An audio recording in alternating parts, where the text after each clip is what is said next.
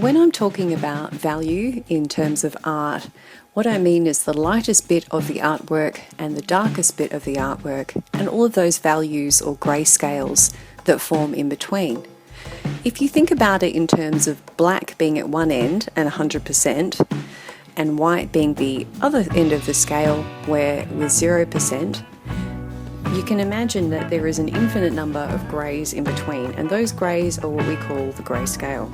In order to understand how we use value in art, you have to understand a little bit about how to understand value in sight.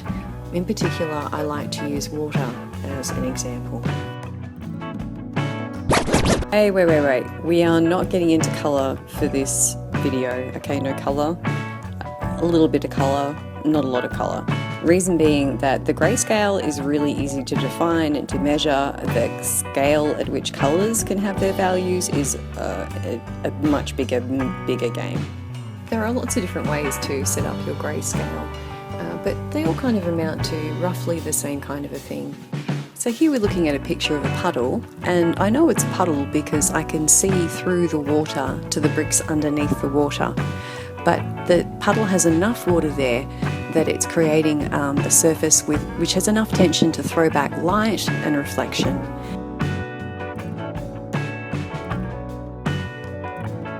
When we're looking at the ocean, you can see from this photograph that I know that it's very deep because it's very dark.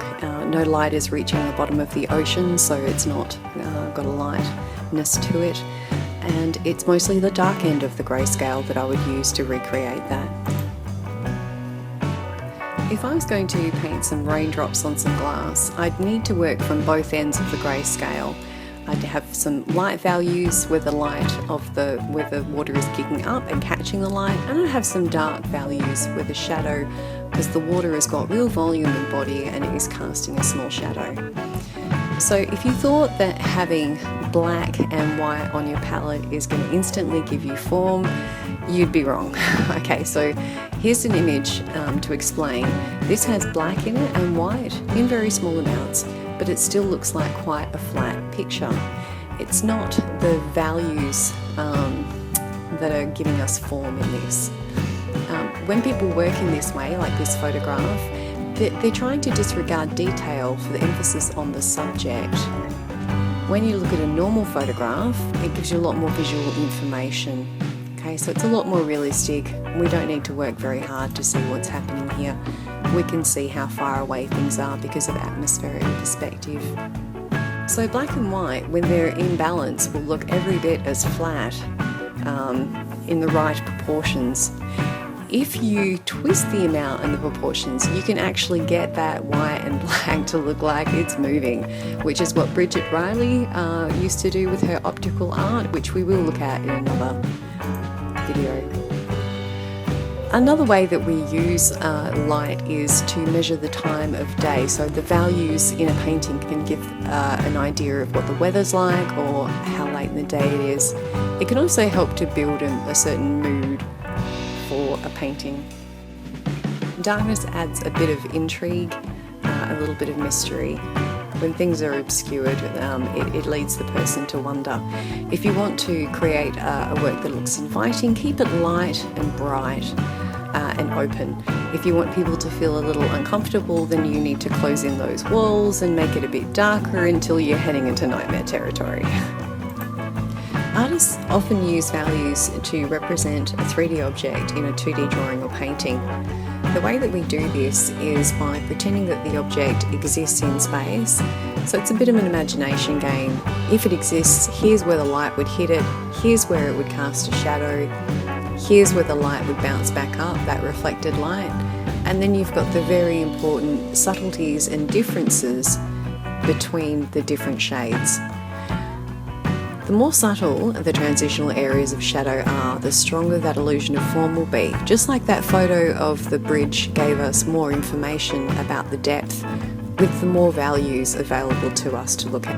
While we're looking at the ball, the one on the left gives us a lot of information about how it's been made. You can see the pencil marks, it's betraying the illusion of true form, but it's beautiful because it implies human skill and attention.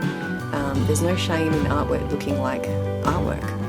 Okay, so this is another very skillful drawing, but at the same time we can still see how it's been brought about. We can see all of those pencil marks. In this drawing of a bowl, there's less evidence of the human intervention, so it's more carefully rendered, it looks more realistic. If you want to take it that step further, you're heading down to Realism Town, which is where people like Chuck Close live. His portraits that he does are massive. They need to be massive because if they're not, he couldn't get that huge range of variation of tone or quality in it. And without all those different values on show, we don't get that sense of realism.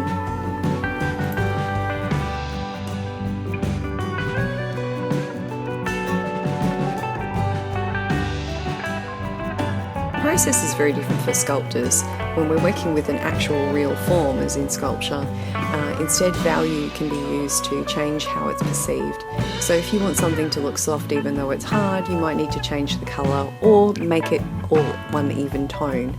That'll help to flatten it. So manipulating the form through the values that you use to present it in can make a huge difference to a sculpture. It can really change how it's viewed overall. Of course, some artists couldn't give two shits about realism or things looking real. They want to get involved with colour and drama and rhythm and movement. Matisse, I'm looking at you. Now, I've taken the colour out of the work to show you his work, just so you can see how flat it really is if we're talking without colour. But when I put the colour back in, because that colour is a very even value throughout the image, it still looks kind of flat.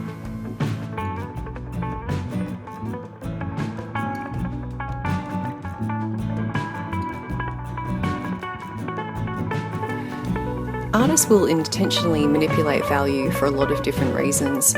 Sometimes they'll neglect it intentionally so that the attention is not on that idea of depth or form in the work. Like this work by Malevich, White on White Square, it's all about that shock value of the title, and that's the meaning that's important to him.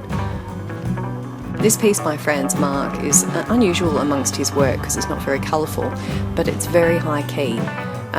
This painting has so much going on that you're going to see it in quite a few of these Elements videos, so get used to seeing these dogs. But here, because we have that reduced palette, what's happening is it looks really flat because it's just such a light and even consistent palette. And on to MC Escher. The dude mastered value so well and so skillfully that he is able to twist our view of reality. He gives us the illusion of form and depth and realness, and then he takes it away all in the one drawing. And it's this kind of a thing that makes his work really interesting to look at, and it draws us in and it gives us a long time to sit and look and contemplate. So in short, value is an element that you need to be aware of. It's a tool that you're going to use sometimes more than others. If you're planning on disregarding it or breaking the rules, like some of the artwork we just looked at, awesome. Just be aware of what it's going to be doing. You don't want what you're using with your value to be opposing what you're trying to communicate. If you're trying to make a happy, bright, sunny painting, don't make it too dark. It's pretty obvious.